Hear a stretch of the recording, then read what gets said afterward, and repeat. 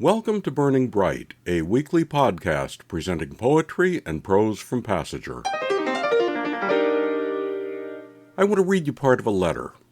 May the children of the stock of Abraham who dwell in this land continue to merit and enjoy the goodwill of the other inhabitants, while every one shall sit in safety under his own vine and fig tree, and there shall be none to make him afraid. May the Father of all mercies scatter light and not darkness in our paths, and make us all, in our several vocations, useful here, and, in his own due time and way, everlastingly happy. That letter was written in 1790 by America's first president, George Washington. May is Jewish American Heritage Month. It recognizes the contributions American Jews have made and continue to make, the children of the stock of Abraham, as Washington said, to American history, culture, and society. Even though there have been Jews in this country since the 1600s, long before we were a country, much of our sense of Jews and Jewishness and Judaism today is tied to later waves of immigrants escaping persecution, culminating with the Nazis in World War II and with anti-Semitism still lingering in this country today. We're going to acknowledge Jewish American Heritage Month on this edition of Burning Bright with 4 pieces about how many contemporary American Jews formed and perceived their own identity. Here's Dennis Lee's poem, Coney Island, July 4th, 1952. Uncle Nathan rubs back the hair over blue numbers, chants Hebrew psalms, then slips away to a heavy wooden chair planted to face the fence, where my father watches a ball game through slats that will never be fixed. On its way to taunt Uncle Nathan, Grandma's beef smoke oils the undersides of leaves on her favorite maple. My father sprawls out, holds a sun reflector, feet dug into sand down to where it's cool.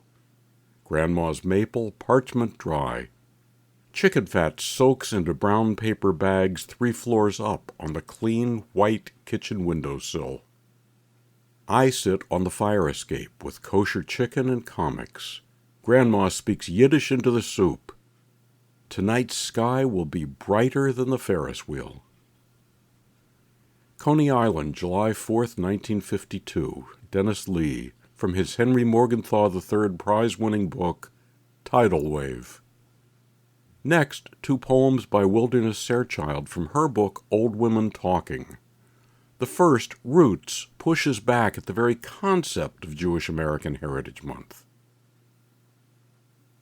It's hard to know your roots when your ancestors were forced to leave every place they ever lived. When your ancestors, 6 million of them, were incinerated in gas ovens. When those that survived would never talk about the past. It's hard to know your roots, though they live in the shape of your nose and your longing and despair, a way of speaking, a way of thinking, a way of looking over your shoulder. Always prepared to run. Roots, Wilderness Sarchild. In her poem Apathy 101, Wilderness writes about living in a world in which, unlike the one George Washington imagined, you're always trying to negotiate your place. It wasn't in me, caring about the world. I was too busy learning to mind my own business. Born in the 40s, it was a dangerous time to be Jewish. Better to pretend. Get a nose job, button cute and turned up like Mary Perkins. Dye your hair blonde, laugh at Jew jokes, even tell them. Even my Protestant first husband, after I left him, told our young children he was going to have them baptized so they wouldn't go to hell. To this day, I am overly generous with money, because I'm afraid otherwise you might think I Jewed you. It's hard to care about the world when you're busy protecting your place in it.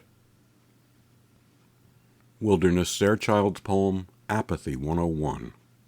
Despite all those anxieties and ambivalences, identity is important.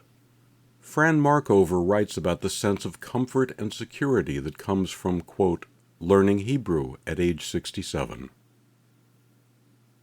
There's something reverential about the block forms, like kneeling at a stone wall. Sometimes the choking sounds are sobs for stories of my heritage. Some tones are music, slow me down with murmurings. Mostly I'm 5 again, pointing out letters. Bet, solid as a foundation for home. Or Aleph, strong, silent, until it shouts with ahs and oohs for the awe of another day. A few letters rest against each other, remind me to pause, honor those who have passed. Family with sing-song voices I've broken bread with. They'd be stunned to hear their relative, who once rejected everything Jewish, struggling with Hebrew consonants and vowels. How I trace shapes with my fingers, as if I'm reading lifelines. It's amazing the way these letters have traveled far through the years. Like Gimel, sturdy, proud, booted. Looking like a man who's journeyed from Ukraine's breadbasket to sunflowered fields of upstate New York. Letters holding hands with each other, syllables so powerful, grandfather rocked back and forth whispering them, wrapping his tallit across his shoulders.